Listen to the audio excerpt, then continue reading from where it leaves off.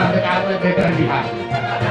बिहार में बीजेपी का भविष्य अंधकार में अंधकार में ऐसा तो है नहीं कि भाजपा जैसे दल बिहार में बीजेपी का भविष्य अंधकार में अंधकार में ऐसा तो है नहीं कि दो बच्चे यूनाइटेड स्टेट्स में रहते हैं, दिल्ली में अच्छी जिंदगी चल रही है, जीवन भर के लिए सारी सुविधा मिली हुई है, वो सब छोड़कर वापस करण करारी में आकर चुनाव लड़ना ये दिखाता है कि बिहार के लोगों में अपनी मिट्टी को सुधारने का जज्बा अभी दबा है, खत्म नहीं हुआ। माननीय अध्यक्ष भारती जी का और सभी साथियों का यहाँ अपनी ओर से भी अभिनंदन कर रहा हूँ और आपको बस इतना ही कहूंगा कि जो बात जन स्वराज में हमने बिहार के गांव-गांव की जनता को मैंने आश्वस्त किया है, ये उसका आज पहला उदाहरण आपके सामने पेश कर रहे हैं।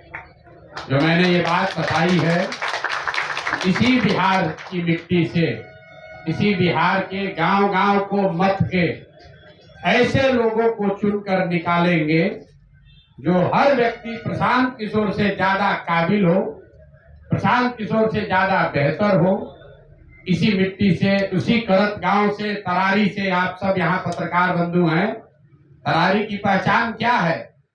बालू माफिया, भूमि माफिया, वो जातीय हिंसा का केंद्र रहा है।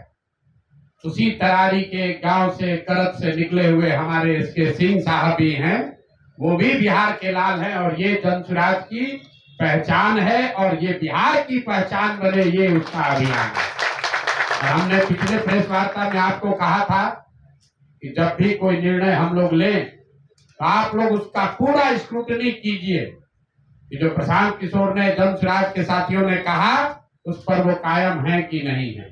और मैं आप सबको चुनौती भी दे रहा हूं कि आप जनरल एसके सिंह से बड़ा और बढ़िया बिहार का बेटा, तरारी का बेटा ढूंढ कर दिखाइए, हम बिल्कुल मानने के लिए आप अपनी गलती मान लेंगे। इस उम्र में भोजपुर की पहचान क्या है? लोग कहते हैं बाबू कुंवर सिंह 81 साल के उम्र में अंग्रेजों से लड़े थे। इस उम्र में लेफ्टिनेंट जनरल जो vice chief of army staff है, आपकी जानकारी के लिए बता दूं, बिहार से सिर्फ 2 ही लोग आज तक vice chief of army staff बने। एक एसके सिन्हा साहब थे और एक दूसरे लेफ्टिनेंट जनरल एसके सिंह साहब। इस साधारण अचीवमेंट नहीं है बिहार के बच्चे के लिए।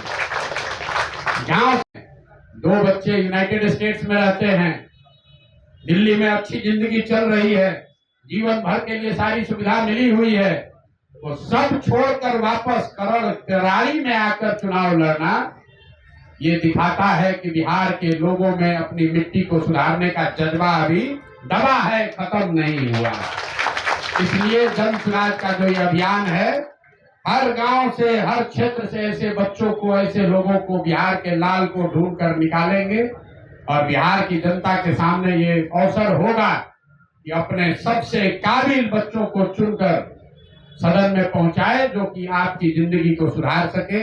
इसलिए तहे दिल से एक बार फिर से एसके सिंह साहब का धन्यवाद कर रहे हैं। कोई vice chief of army staff वो एमएलए का चुनाव लड़ने आ जाए, आज तक बिहार के इतिहास में हुआ नहीं।